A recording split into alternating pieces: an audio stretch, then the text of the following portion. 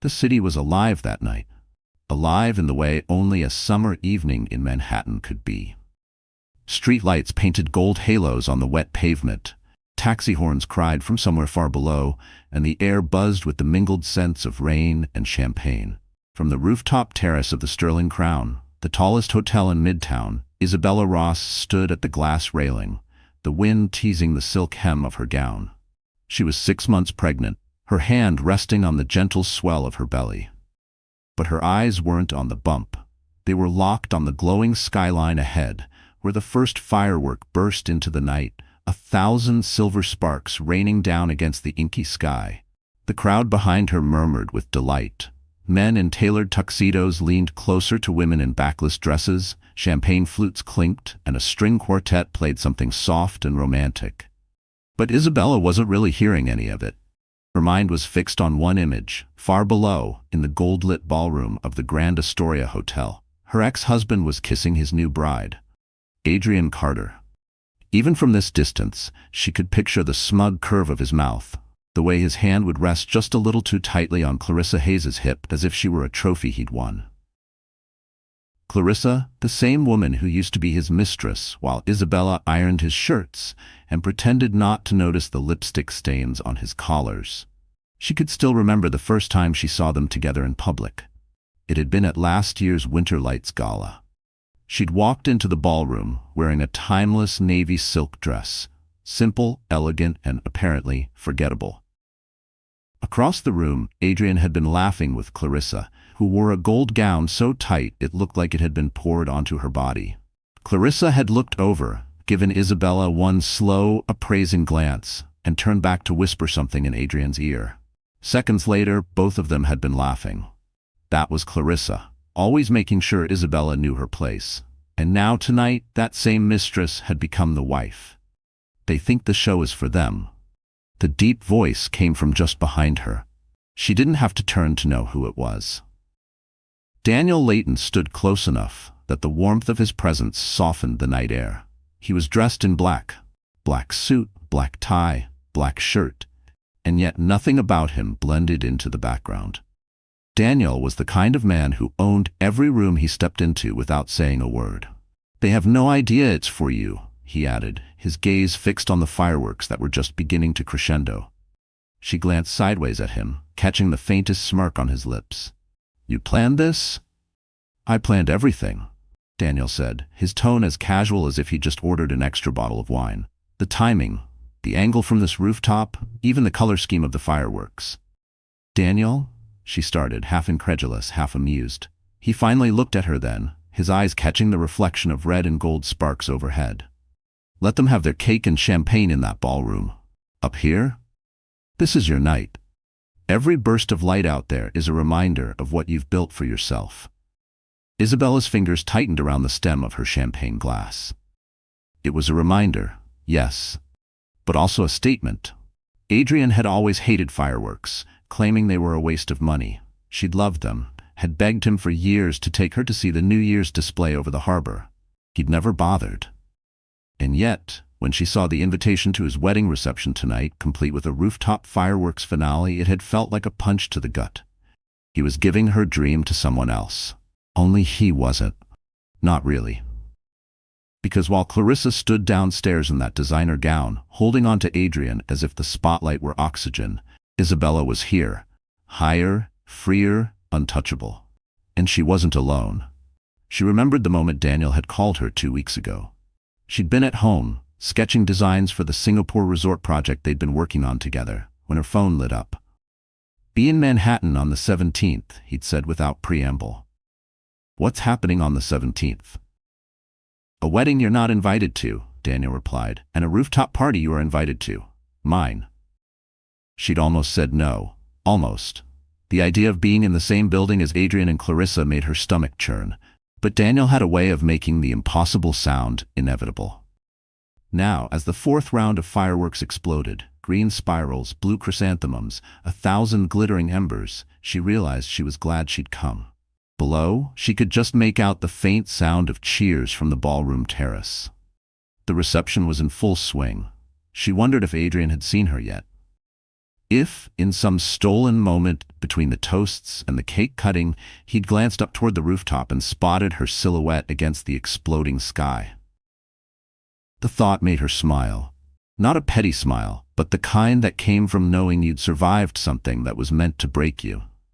Daniel's hand brushed lightly against her lower back, steady and sure. "You don't have to look down," he murmured. "Let them look up." She exhaled, a breath she felt like she'd been holding for an entire year. The wind shifted, carrying the faint echo of the string quartet below, the scent of expensive perfume, the distant hum of a city that never slept. Somewhere far under her feet, her ex-husband was playing the role of a man who'd won. Up here, under the open sky, she knew the truth. She hadn't lost a thing worth keeping. The final firework lit the sky, a massive golden willow that seemed to pour molten light over the rooftops, bathing everything in a warm glow. In that moment, Isabella decided something. She wasn't just watching the show. She was the show. And Adrian Carter could choke on his champagne. Before the fireworks, before the rooftop, before the billionaire at her side, Isabella Ross had been someone else entirely. She used to be the kind of woman people described as nice. Nice smile, nice manners, nice enough to fade into the background of her own life. At 30 years old, she could pass through a crowded room without a ripple, polished, poised, pleasant. That was before everything imploded.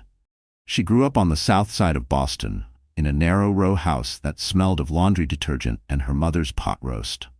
Her father, a high school football coach, was the kind of man who believed hard work could fix anything, from a broken window to a broken heart. Her mother, a nurse, believed in long hours, good neighbors, and never leaving the house without a clean shirt. They didn't have much money, but they had stability, and for Isabella, that felt like the same thing as happiness. She was smart, creative, and obsessed with buildings, how they looked, how they felt, how they seemed to hold stories in their walls. By the time she was 15, she was sketching floor plans in the margins of her math notebook. She earned a scholarship to study architecture at Columbia University, where she learned to marry her creativity with discipline. It was in New York during her second year that she met Adrian Carter. He was nothing like the boys she'd grown up around. Adrian had the kind of charm that could convince you to change your mind before you even realized you'd made a decision. He was a junior analyst at a mid-tier investment firm, still climbing the ladder, but already walking like he owned the whole building. He noticed her in the campus library one rainy afternoon. She was hunched over a drafting table, hair tied up, sleeves rolled to her elbows, tracing a complicated design. "Is that the Chrysler Building?" he'd asked, leaning against the table with a smile that could melt concrete. "It's inspired by it," she'd replied without looking up. "Do you always work this hard? Do you always interrupt strangers?" He laughed, and somehow, by the end of that conversation, she'd agreed to have coffee with him. From there, it was a whirlwind. Adrian had an instinct for knowing what people wanted to hear, and Isabella wanted to hear that someone saw her. Not just the straight-A student or the future architect, but her. He brought her flowers for no reason, walked her home in the rain, and told her she was the most interesting person he'd ever met. Within 2 years, they were married. Her parents were skeptical. "You barely know him," her mother warned. But Isabella, swept up in the fairy tale, didn't care. She left her job at a boutique architecture firm to support Adrian's career, telling herself it was just for a while. He needed her to host client dinners, travel with him to conferences, and keep their new apartment looking like a magazine spread. In the beginning, she didn't mind. She liked creating a home, liked being the steady half of a rising power couple. And for a while, it worked. Adrian was affectionate, ambitious, and generous, at least when things were going his way. But as his career skyrocketed, so did his ego. He started staying late at the office, coming home smelling faintly of perfume she didn't wear. His phone became a constant extension of his hand. Isabella told herself it was stress, that once he reached the next promotion, things would go back to normal. Then came Clarissa Hayes. Isabella met her once, at an industry gala. She was young, mid-20s, beautiful in that high-gloss, nothing-out-of-place way. Adrian introduced her as one of our PR assistants. And Clarissa gave Isabella a smile so sweet it made her teeth ache. At the time, Isabella dismissed her as harmless. Months later, she found Clarissa's earring in the back seat of Adrian's car. The confrontation was a disaster. Adrian denied everything, accused her of being paranoid, and turned the conversation into an attack on her lack of understanding about his job. She dropped it, not because she believed him, but because she was afraid of what the truth would mean. By their 7th anniversary, Isabella's life had shrunk to the walls of their penthouse apartment and the carefully curated image she maintained for his colleagues. She had stopped sketching, stopped dreaming, stopped seeing herself as anything but Adrian's wife. And then last winter, she discovered she was pregnant. It wasn't planned, but the news lit something inside her. She imagined Adrian holding their baby, imagined late nights in the nursery, imagined a future that might fix the present. For a brief moment, she thought the pregnancy might bring them back together. She was wrong. Instead of joy, Adrian gave her polite indifference. He started traveling more, spending weekends networking at events she wasn't invited to. When she suggested joining him, he said she needed to focus on resting. The final insult came when she overheard him telling a colleague that Clarissa was so much more fun than dealing with a moody pregnant wife. That night, Isabella stood in front of the bathroom mirror, one hand on her belly, and realized she was alone in every way that mattered. She filed for divorce 2 weeks later. It was the hardest thing she'd ever done. She had no plan, no safety net beyond the small savings she'd squirreled away over the years. But she had something Adrian had long forgotten: her own identity. The first months after the split were brutal. She moved into a modest apartment downtown, went back to working part-time for an architectural nonprofit, and tried to ignore the tabloids that splashed Adrian and Clarissa across their pages. And then Daniel Leighton reappeared in her life. She'd met him years earlier at a design conference in Singapore, back when she was still with Adrian. Daniel, already a billionaire developer, had admired her work on a hotel renovation and told her she had an eye that could change skylines. At the time, she'd laughed it off, flattered but not taking him seriously. Now when he called out of the blue and offered her a position as lead designer on a major project, she hesitated. She was pregnant, still raw from the divorce, and unsure she was ready to step back into the world she'd left. Daniel didn't push. "You don't have to prove anything to me," he'd said, "but you might want to prove something to yourself." She took the job. Working again felt like breathing after being underwater for too long. She poured herself into the Singapore project, rediscovering the part of her that loved lines and light and possibility. Daniel became both her mentor and her friend, the kind who noticed when she skipped lunch and made sure she had a car waiting when her feet swelled at the end of the day. By the time the project neared completion, Isabella wasn't just Adrian's ex-wife anymore. She was Isabella Ross, architect, designer, soon-to-be mother, and a woman who had built something of her own. She didn't know it then, but the fireworks on the rooftop would be the perfect punctuation to the sentence she'd been writing all year. "I am more than what you left behind." The Grand Astoria Hotel was the kind of place that had no quiet corners. Even its shadows seemed lit with gold. Perched on the edge of Central Park, it was a century-old landmark that had hosted presidents, movie stars, and royalty. Its marble lobby stretched high enough to hold the sound of 100 conversations at once, the chandeliers above scattering diamonds of light across polished floors. Bellmen in crisp uniforms glided past, their movement so smooth it was almost like choreography. Even the air smelled expensive, a mixture of gardenias from the floral arrangements and the faint, sweet scent of aged champagne. On this particular summer night, the Grand Astoria was humming at full capacity. The Winter Lights Gala might have been the city's most prestigious charity event in December, but the July Society Ball was the crown jewel of the social season. And this year, it doubled as Adrian Carter's wedding reception. The ballroom itself was a study in decadence. Floor-to-ceiling windows framed the glittering skyline, the glass polished so perfectly it seemed invisible. 10 crystal chandeliers hung from the soaring ceiling, each one dripping with hand-cut prisms. White roses and orchids cascaded from towering centerpieces, their petals so flawless they looked fake. Tables were dressed in gold-embroidered linens, and every place setting had been laid with surgical precision. Fine china, edged with platinum, gold-plated cutlery, and crystal stemware that caught the light like prisms. Isabella had been in that ballroom before. She'd walked those polished parquet floors when she was still Mrs. Carter, playing hostess at Adrian's corporate events. Back then, she'd thought the Grand Astoria was magical. Now she knew better. Magic, she'd learned, was only ever an illusion. Tonight, the ballroom was a stage, and Adrian, as always, was playing the lead role. He stood near the center, hand on Clarissa's waist, his tuxedo tailored to perfection. Clarissa's gown was a deep, liquid red, slit high enough to make older women raise their eyebrows and younger women take notes. Every move she made was deliberate, from the tilt of her chin to the way she leaned into Adrian's side when the photographers circled. From the rooftop terrace above, Isabella could see them through the glass.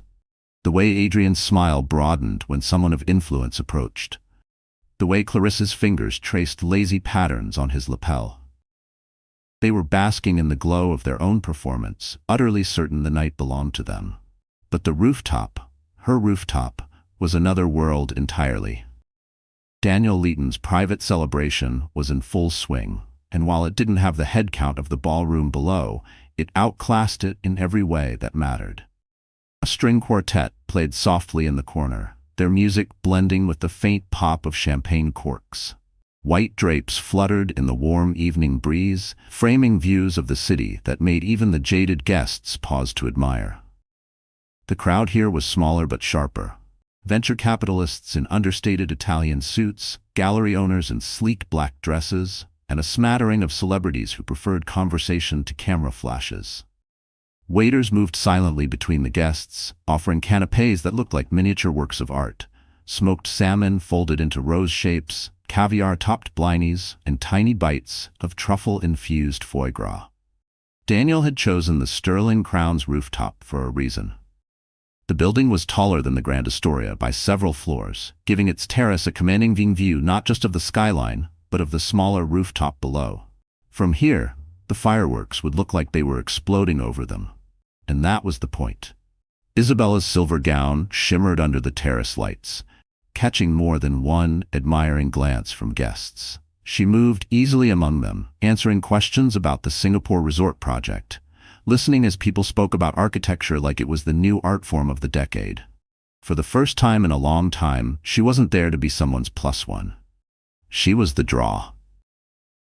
Still, her eyes kept drifting to the glass wall below, to the ballroom where she used to stand at Adrian's side.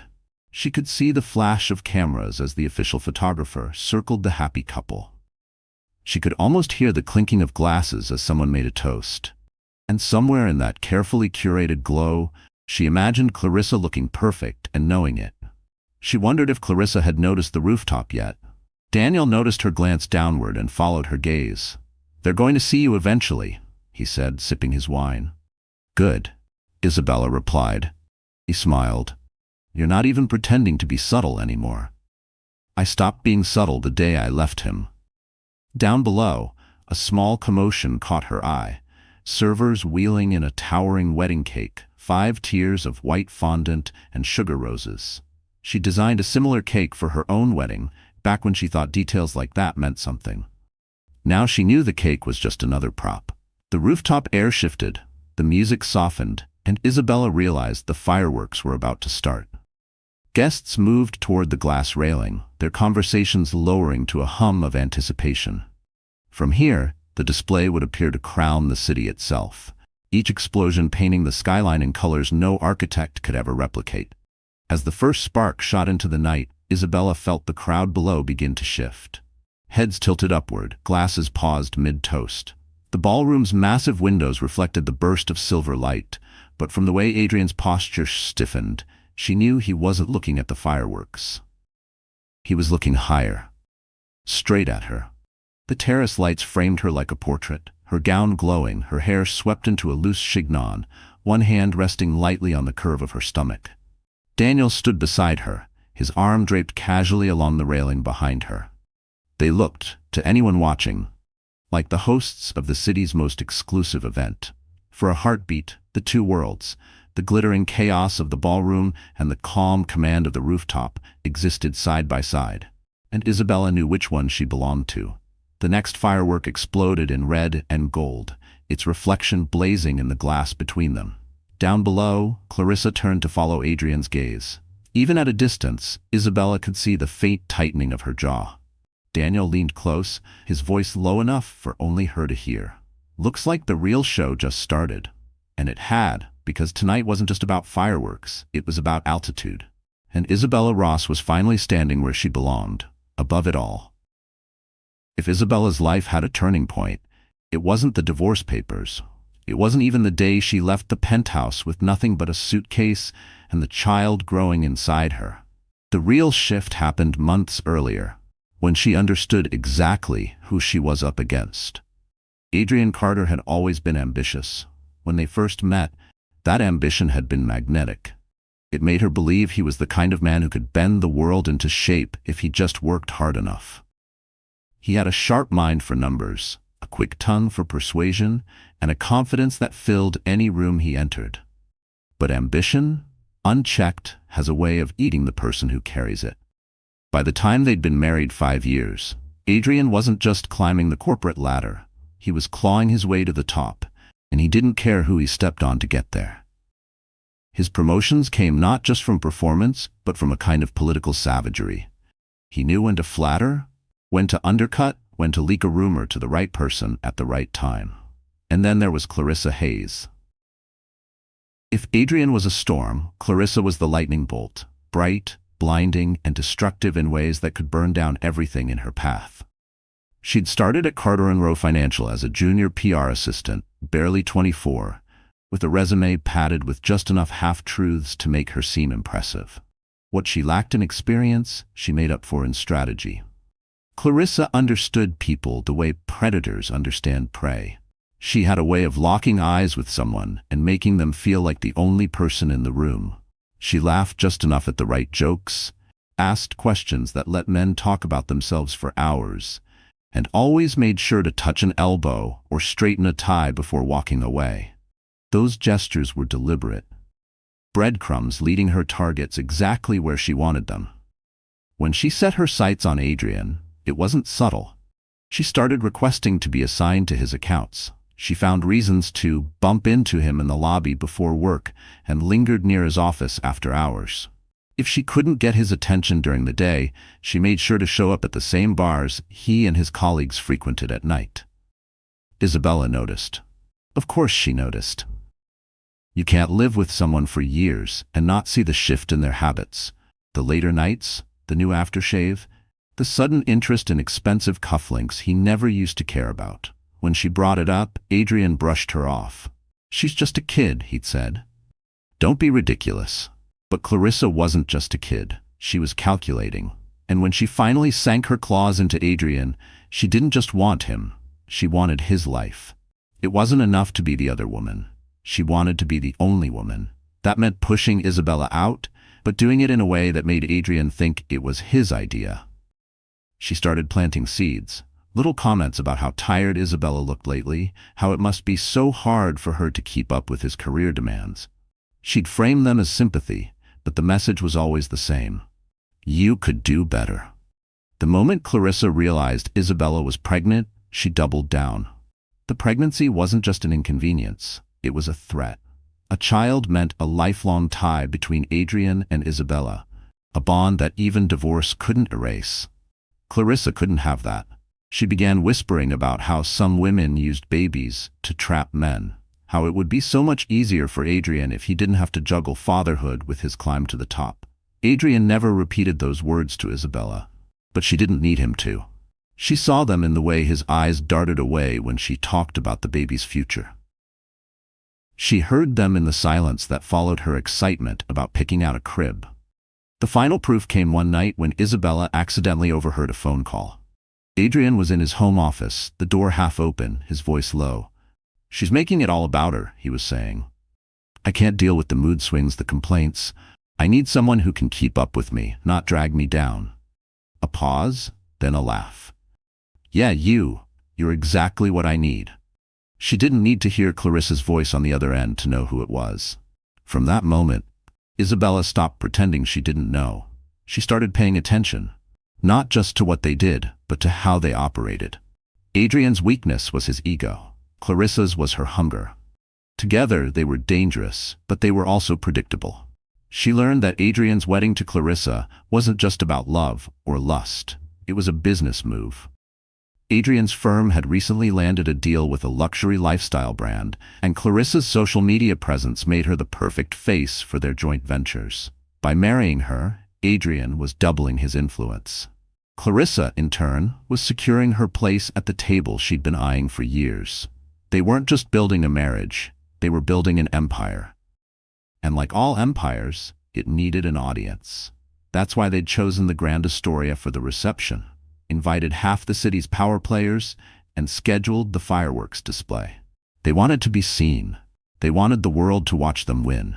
What they didn't expect was for Isabella to show up, higher than them, both literally and figuratively, with Daniel Leighton at her side. If Clarissa had been the match that lit the fire, Adrian had been the gasoline. But what neither of them understood was that Isabella had learned from both of them. She'd watched Adrian network and manipulate. She'd watched Clarissa plot and execute.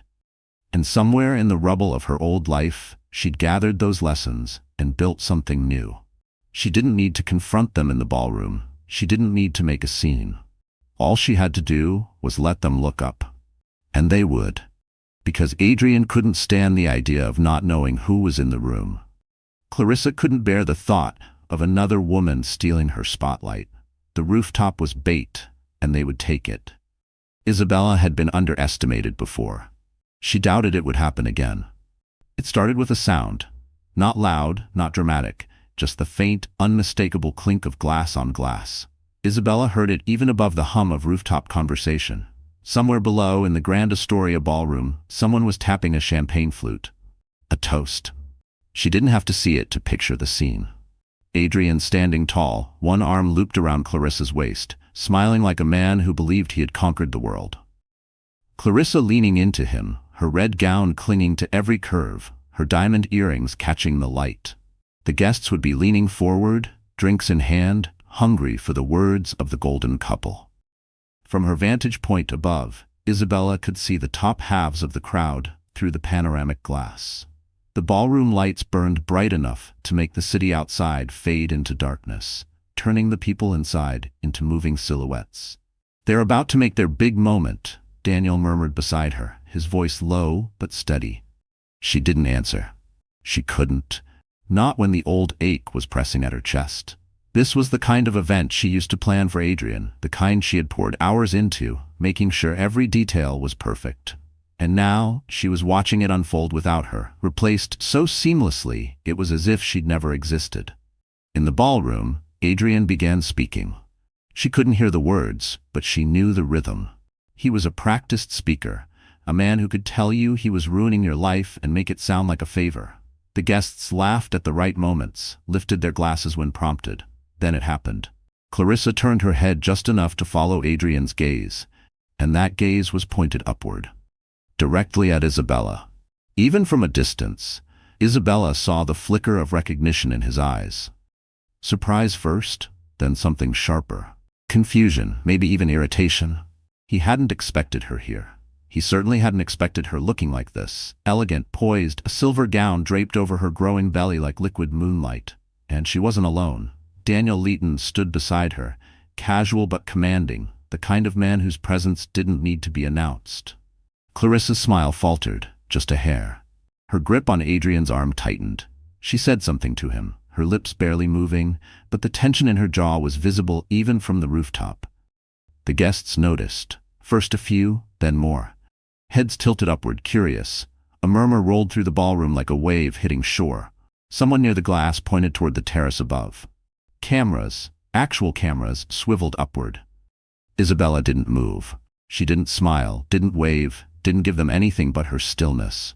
The wind caught the loose tendrils of her hair, the terrace light catching the diamonds at her ears. She was a portrait framed in glass and sky. Daniel, of course, understood the moment.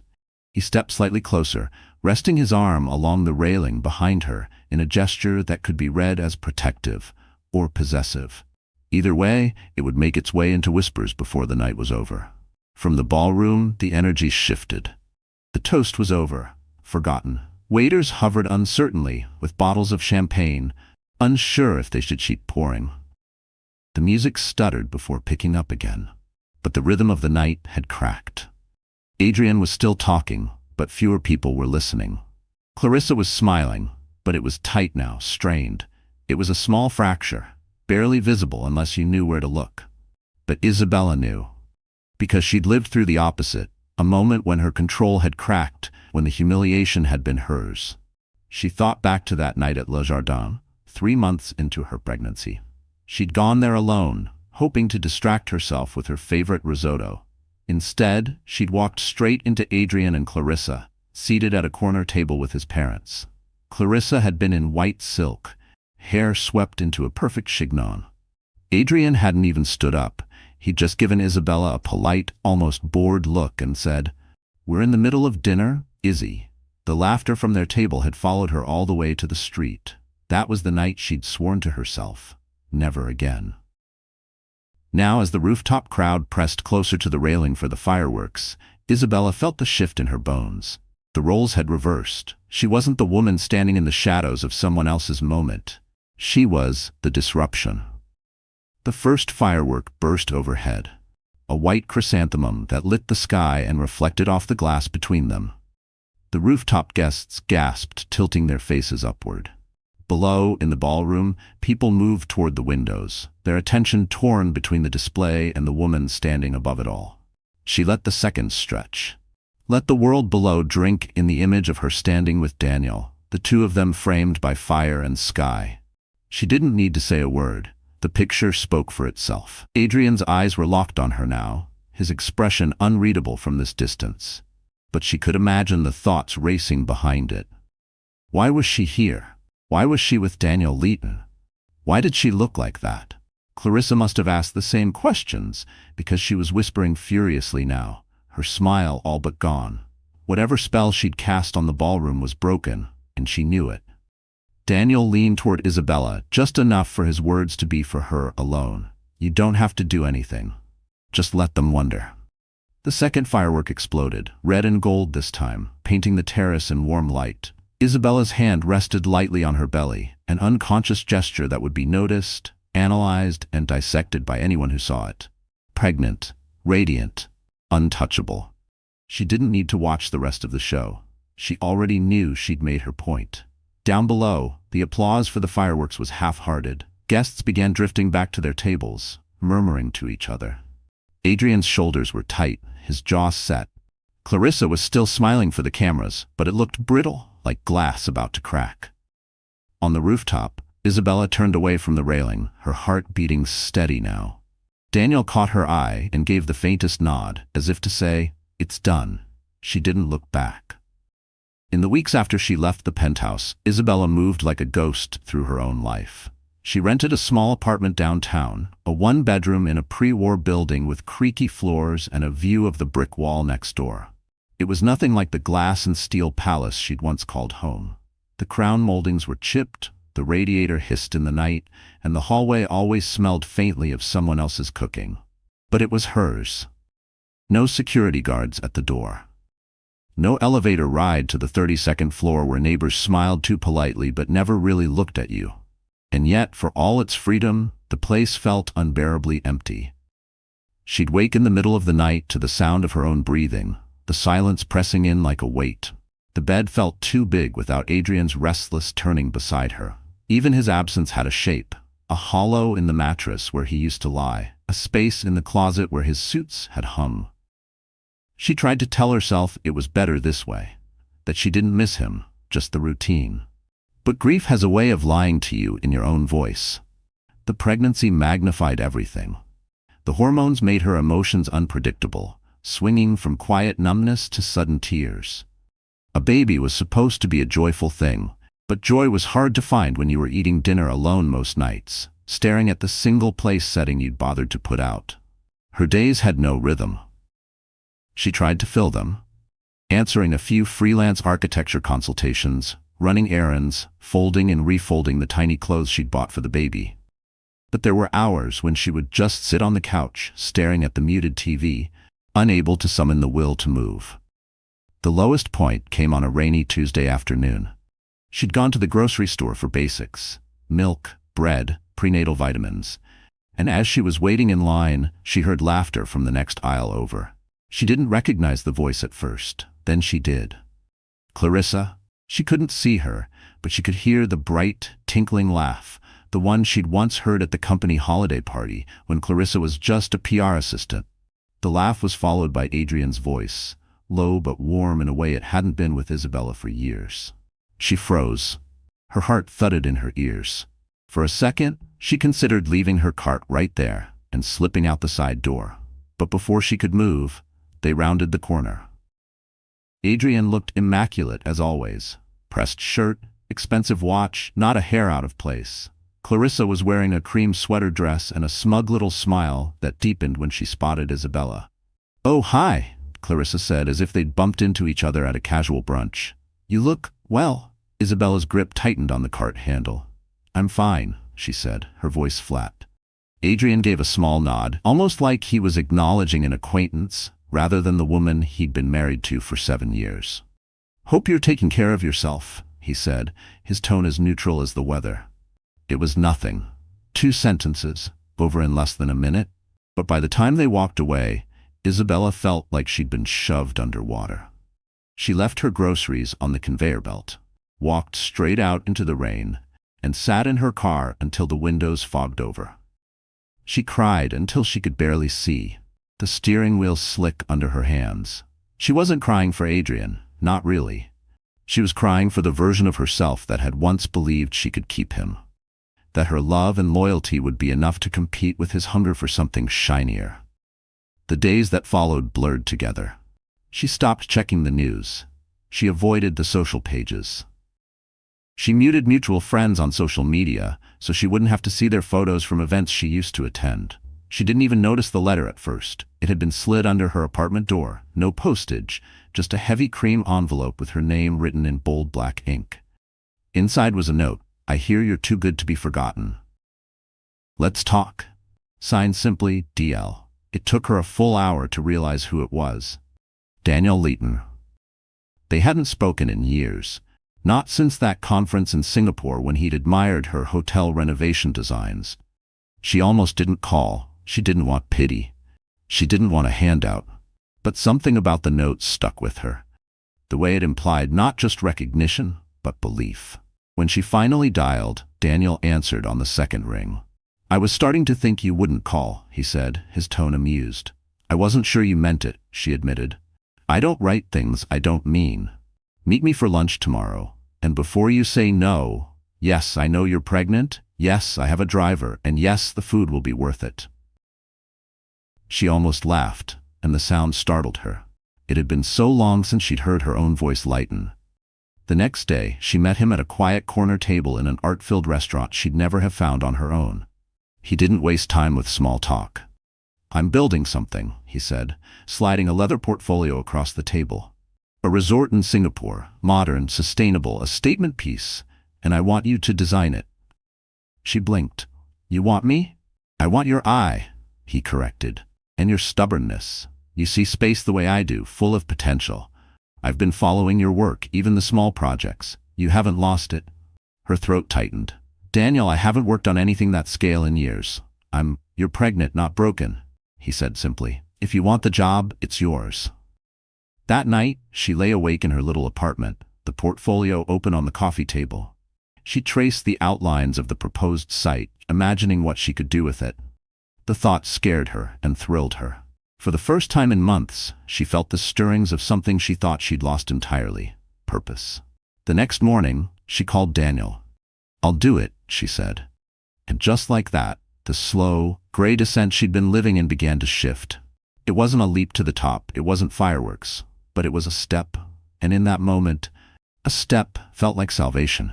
When Isabella agreed to take the Singapore resort project, she thought she was just taking a job. She didn't realize she was stepping into an entirely different league. Daniel Leighton didn't do anything halfway. His name was synonymous with architectural audacity, buildings that didn't just scrape the sky, but seemed to challenge it. He was a billionaire developer with an empire that spanned 5 continents, the kind of man who could pick up the phone and have the mayor of any major city on the line in minutes. But what set him apart wasn't just his wealth. It was his eye for people. And Daniel had been watching her. In the first week of the project, Isabella was flown first class to Singapore. Her hotel suite overlooked the Marina Bay skyline, the kind of view most people saw only in postcards. Waiting for her on the desk was a thick folder. Blueprints, permits, contracts, all neatly organized with a handwritten note. "You're in charge.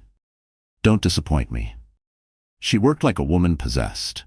The design had to be bold enough to make headlines but functional enough to operate as a luxury resort. She envisioned glass-walled villas hovering over turquoise water, a central infinity pool reflecting the sky, and an atrium filled with tropical greenery that would blur the line between indoors and out.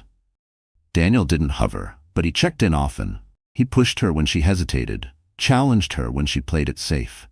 "You're designing for the world," he'd remind her, "not for the version of yourself that played hostess in a penthouse." Weeks turned into months. The project began to attract attention from the industry press. Former architect turned high-profile designer returns with bold concept. One headline read, "Another speculated, is Daniel Layton grooming a successor?"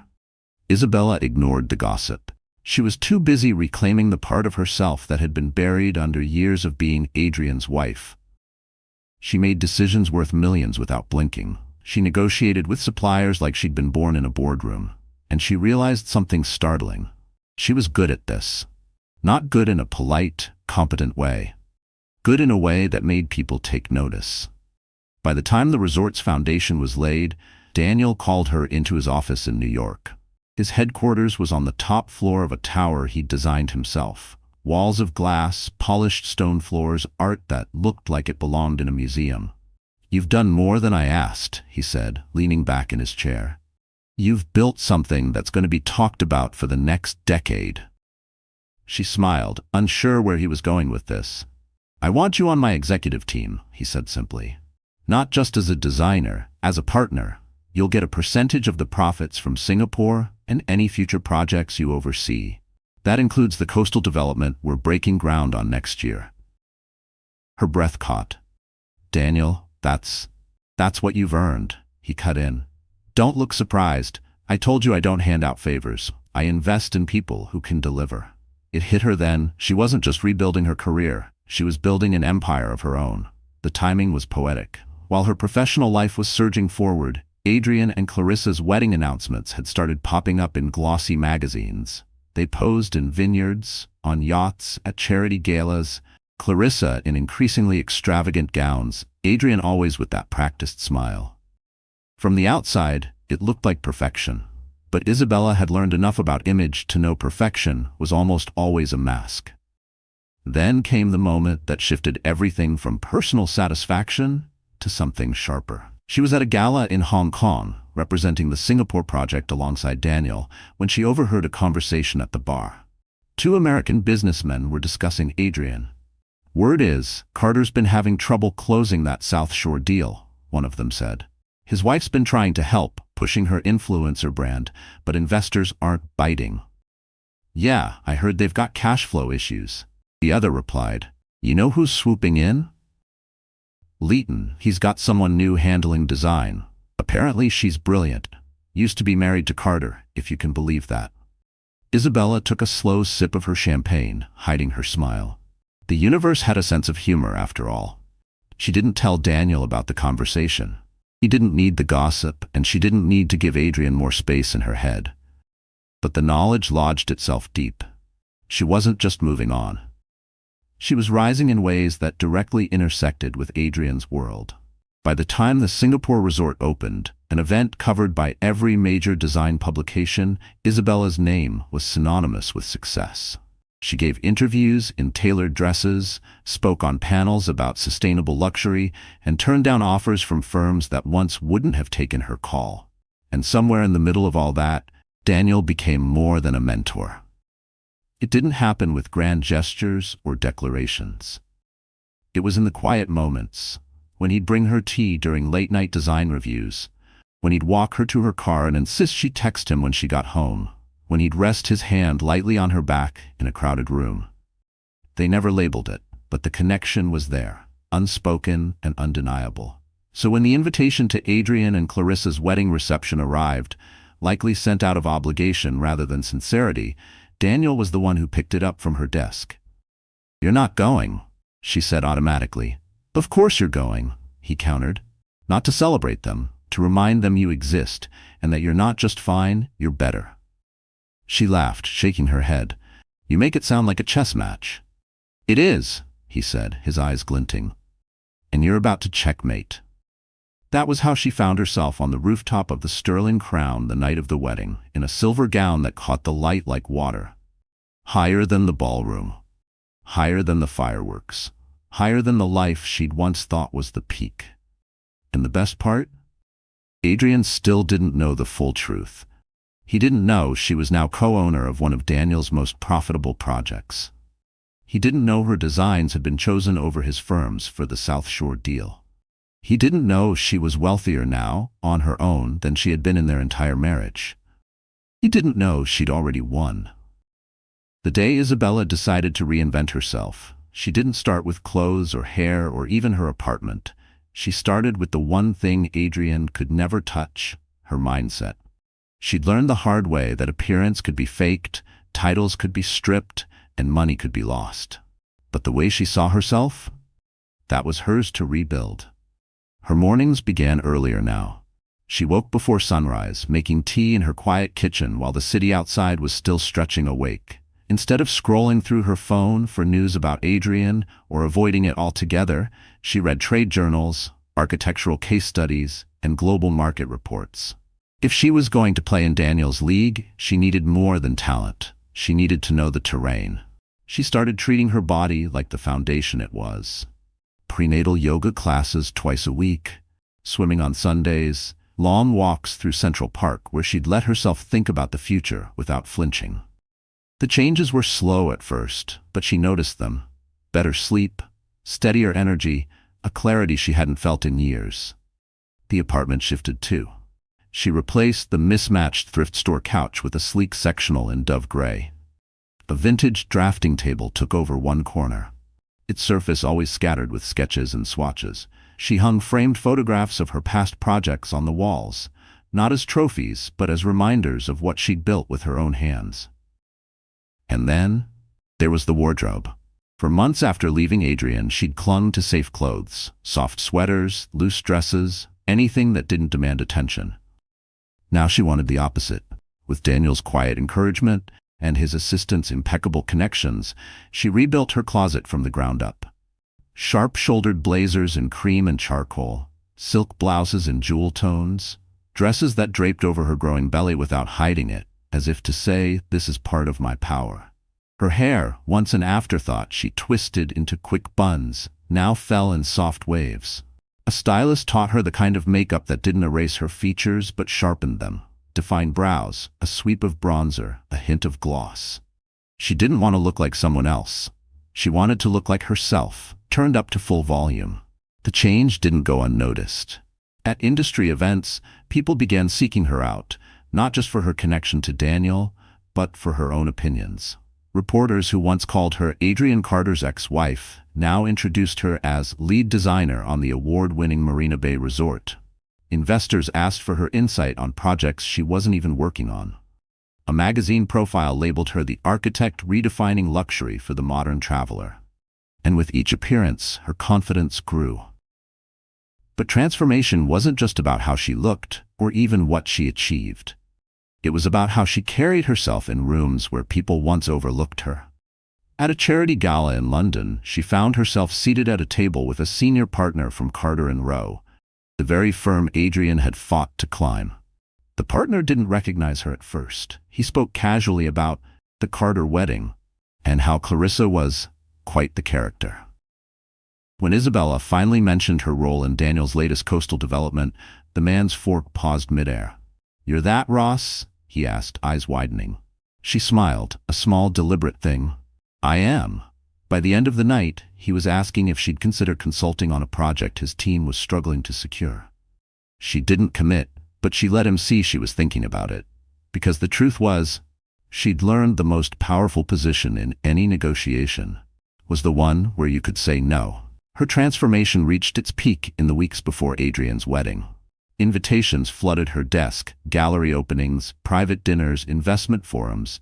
She attended selectively, each appearance a calculated move. Daniel accompanied her to some, but often she went alone, knowing it was just as important for the world to see her as an independent force. Still, the wedding loomed. She didn't obsess over it, but she didn't ignore it either. She knew there would be press. She knew Adrian and Clarissa would make it a spectacle. And she knew without question that she would be there, not in the ballroom, but somewhere higher, where the view was better. The week before the event, she and Daniel finalized the rooftop plan. The Sterling Crown Terrace was booked under his name, the guest list curated to perfection. The fireworks timing was coordinated to align with the reception below, ensuring maximum visibility. Every detail was deliberate. On the morning of the wedding, Isabella didn't rush. She spent hours at a private salon, sipping herbal tea while stylists worked. Her gown, custom-made in silver silk, skimmed the floor, the neckline elegant but daring.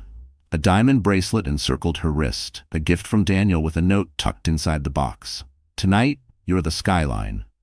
When she finally stepped into the mirror, she hardly recognized the woman staring back. Not because she looked different, but because she looked whole. That night, on the rooftop, she moved with the ease of someone who knew exactly how she would be remembered.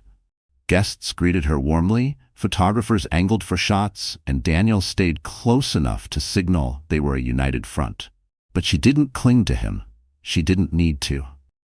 Below, the ballroom sparkled with its own kind of beauty, but Isabella knew where the real story was. She was no longer the woman crying in a grocery store parking lot, no longer the shadow in the back of a photograph. She was the focal point, the frame, the subject, and the light all at once. Her transformation wasn't about revenge, though that would come. It wasn't about proving something to Adrian or even to Clarissa. It was about proving something to herself, that she could be stripped of the life she thought she needed and still rise higher than she'd ever imagined. And as the first firework burst above her, she realized something else. She wasn't done rising yet.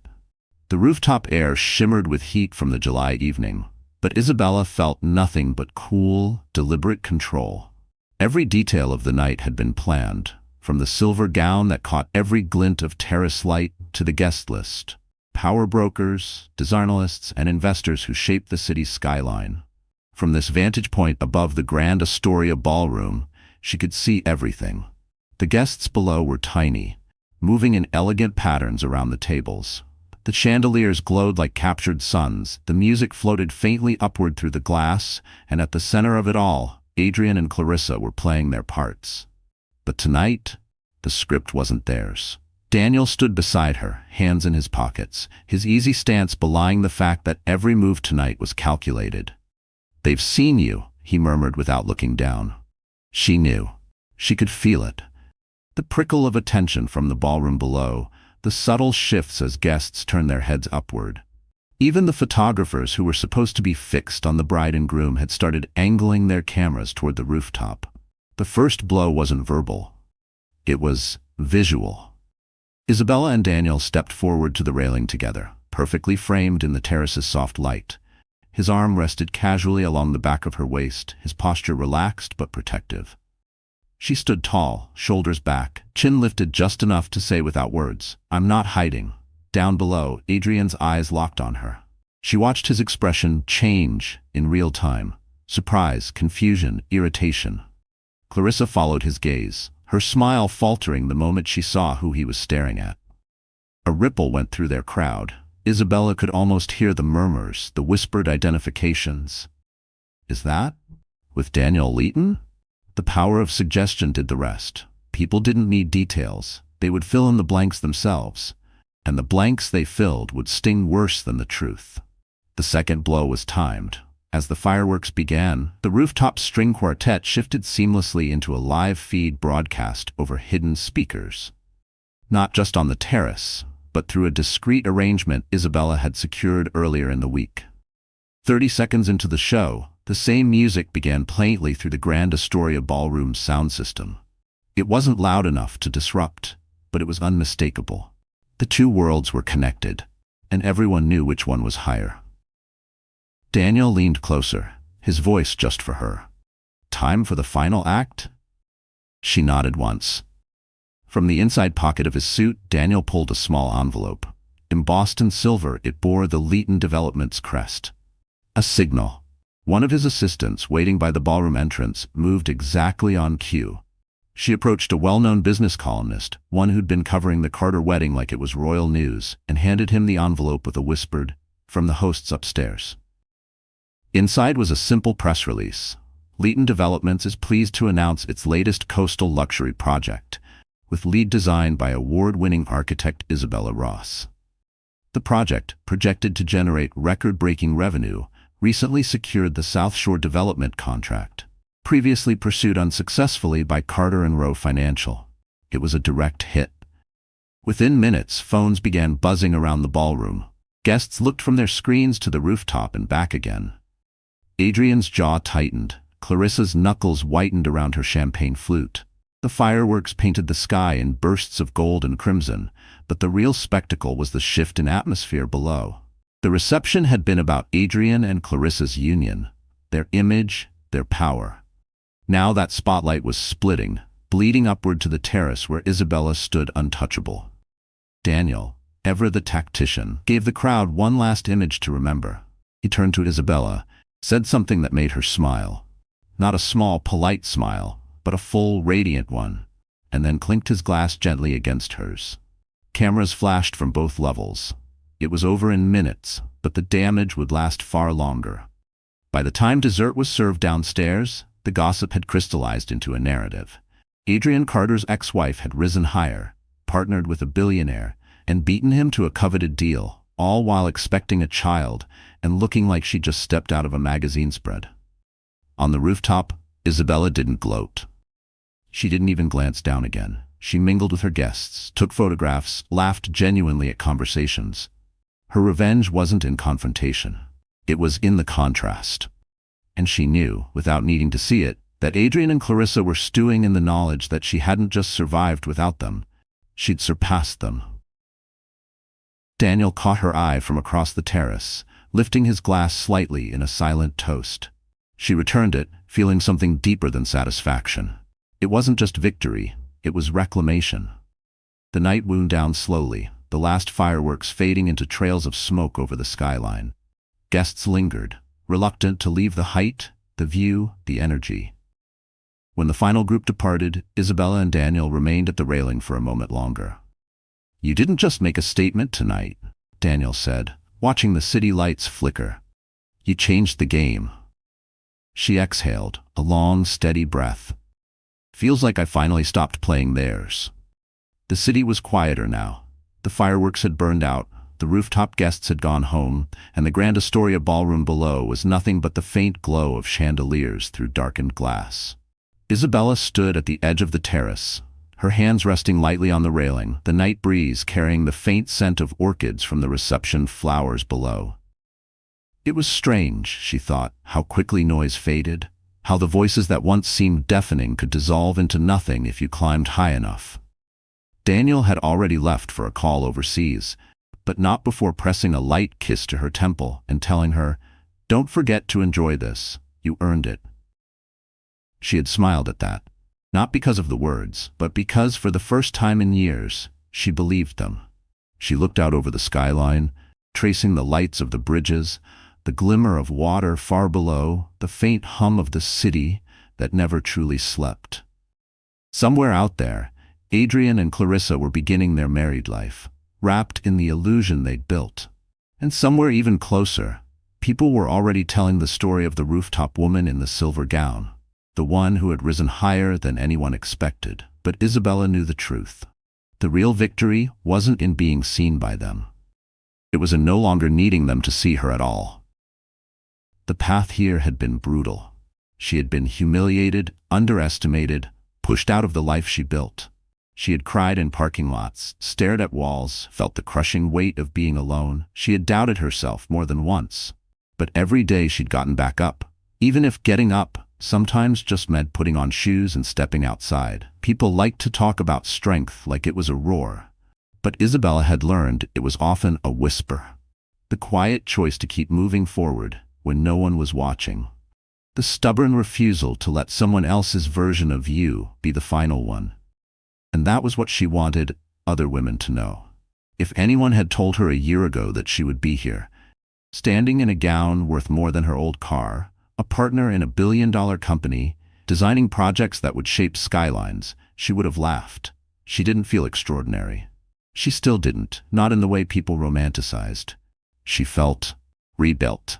Piece by piece, scar by scar. She thought of the women who might be watching her story unfold, online, in whispers, in magazine spreads, and she wanted them to understand this. Your worth is not decided by who chooses to keep you. It's not measured by the ring on your finger, the address on your mail, or the name you sign next to someone else's. It's measured by how you carry yourself when those things are taken away. The elevator behind her chimed softly, and she turned to see one of Daniel's assistants stepping onto the terrace. "Sorry to bother you," the young woman said, a little breathless. "But I just wanted to say, tonight was incredible. The way you handled yourself, it was inspiring." Isabella smiled. "Thank you." "I mean it," the assistant said. "I went through a bad breakup last year, and I thought I'd never feel strong again. Seeing you, it makes me think maybe I can." Isabella crossed the terrace and took the woman's hands, a gesture so instinctive she didn't think about it. "You can," she said simply. "Don't rush it. Just start. The rest will come."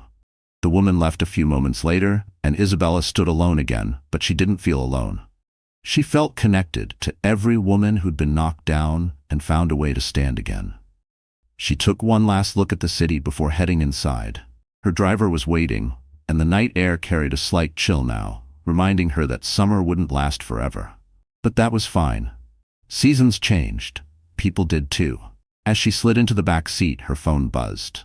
A news alert. She opened it to see a headline splashed across the screen. "Isabella Ross steals the show at Carter wedding with billionaire partner and major business win." She read it without flinching, without the old tightness in her chest. She handed the phone back to her assistant and said, "Delete it." Because the truth was, she didn't need their headlines anymore. The car pulled away from the Sterling Crown, weaving through the glittering streets. Isabella leaned back, one hand resting over the life growing inside her, and felt a deep, steady calm. The future didn't scare her now. She wasn't waiting to be chosen. She was choosing herself. Every day, in every way that mattered. As they crossed the bridge, she looked out at the skyline. The same skyline she had once felt small against. Tonight, it didn't look so far away. Tonight, it looked like hers. And somewhere in the quiet space between memory and possibility, she made herself a promise. Never again would she shrink to fit inside someone else's story. She would write her own. So the story has ended. My wonderful friends, are you still here with me until now? If you are, it means something in this journey has touched your heart in a way words can't quite explain. Life will break you, yes, but as the old saying goes, a wound is where the light enters you. Every ending is just the start of a new design for your life, one you get to draw.